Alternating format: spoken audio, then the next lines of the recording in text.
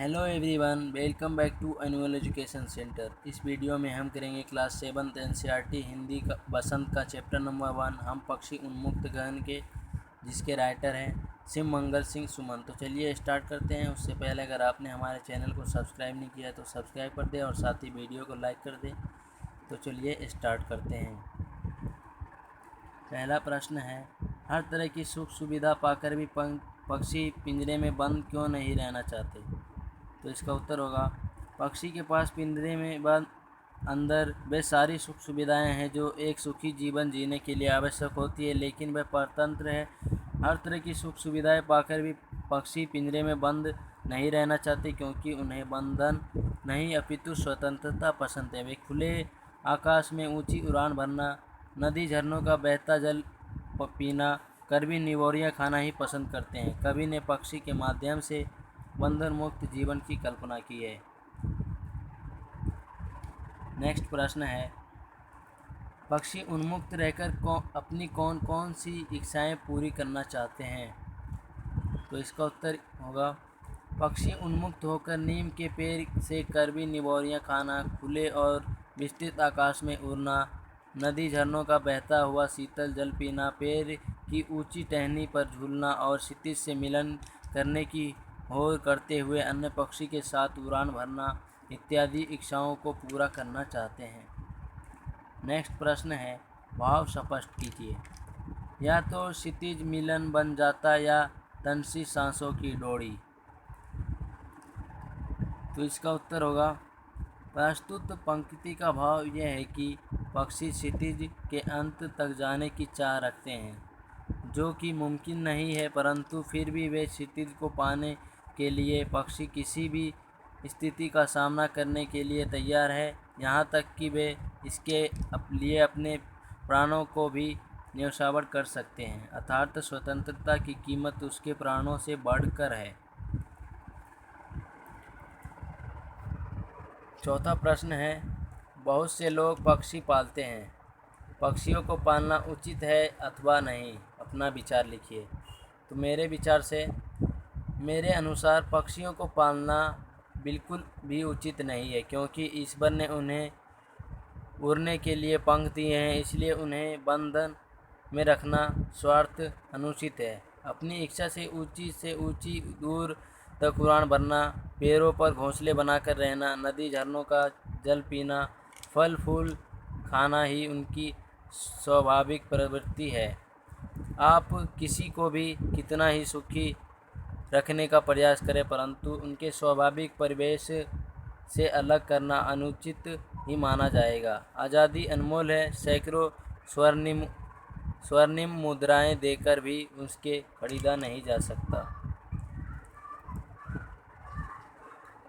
Next प्रश्न है, क्या आपने या आपकी जानकारी से किसी ने भी कभी पक्षी को पाला? उनकी देखभाल किस प्रकार की जाती होगी? लिखिए। तो आप इस तरह लिख सकते हैं, एक बार एक घायल कबूतर हमारे घर आ गया, जिसकी हमने देखभाल की और उसके ठीक होने के बाद वह हमारे साथ ही रहने लगा। सब घरवाले के लिए वह कौतूहल का विषय बन गया था। हम सब घरवाले एक नन्हे बच्चे की तरह उनकी देखभाल करते थे, जो उसे रोज़ नहलाया जाता, उसके खाने पीने का बराबर ख्याल रखा जाता, लेकिन हमने उसे पिंजरे में नहीं रखा, बल्कि वह अपनी इच्छानुसार पूरे घर में घूमता फिरता था। इस प्रकार से हम अपने पक्षी का पूरा ख्याल रखते थे। नेक्स्ट प्रश्न है, पक्षियों को पिंजरे में बंद करने के लिए केवल उनकी आज़ादी का हनन ही नहीं होता, अपितु पर्यावरण की प्रभावित होता है। इस विषय पर 10 पंक्तियों में अपने विचार लिखिए। तो इसका उत्तर होगा, पक्षियों को पिंजरे में बंद करने से सबसे बड़ी समस्या पर्यावरण में आहार श्रृंखला असंतुलित हो जाती है। जैसे घास के छोटे कीट खाते हैं, तो उन कीटों को यदि पक्षी ना हो तो इन कीटों की संख्या में वृद्धि हो जाएगी, जो हमारी फसलों के लिए उचित नहीं है। इस कारण पर्यावरण असंतुलित हो जाएगा।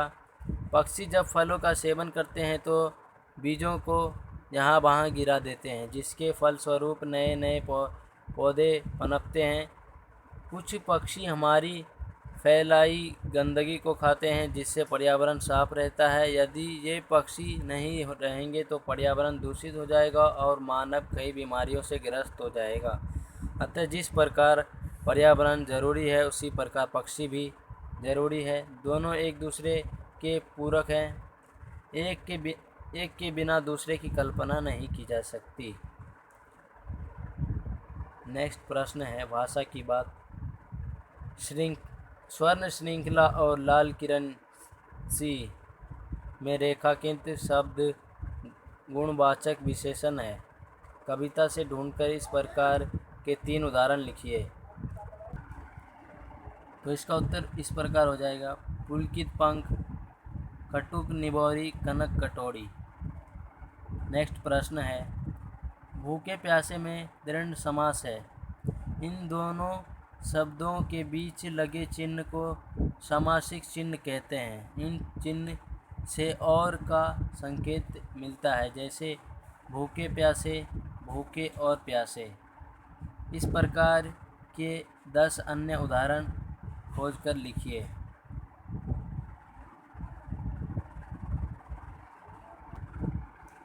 तो इसका उत्तर हो जाएगा अमीर गरीब, सुख दुख, रात दिन, तन मन, मीठा खट्टा, अपना पराया, पाप पुण्य, सही गलत, धूप छाँव, सुबह शाम।